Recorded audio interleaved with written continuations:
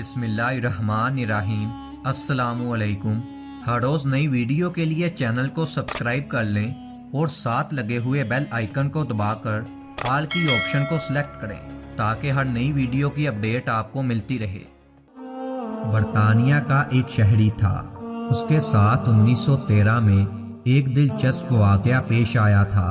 उसने 1893 में अपनी एक दोस्त के साथ एक संगीन मजाक किया था।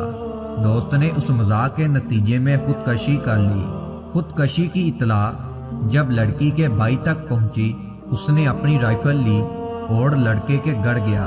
उस पर गोली चला दी। गोली लड़के के सर के करीब से गुजरकर किसी दरख्त में जा लगी। वो लड़का बच गया और वहां से भाग गया। इस सारे मामले के बाद हमला करने वाले लड़के को पुलिस ने गिरफ्तार कर लिया। दोनों खानदान की सुलह हुई और यूं जिंदगी का सफर आगे बढ़ा।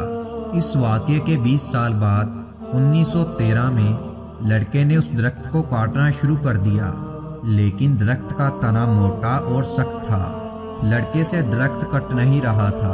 उसने दरख्त को गिराने के लिए उसकी जड़ों में ऐसी चीज डाली, उससे दरख्त की जड़ें कमजोर हो गई। दरख्त एकदम से तेजी से हिला। दरख्त के जोर से गिरने की आवाज आई। दरख्त के अंदर छुपी हुई गोली बाहर निकली और उस लड़के के सर पर जा लगी।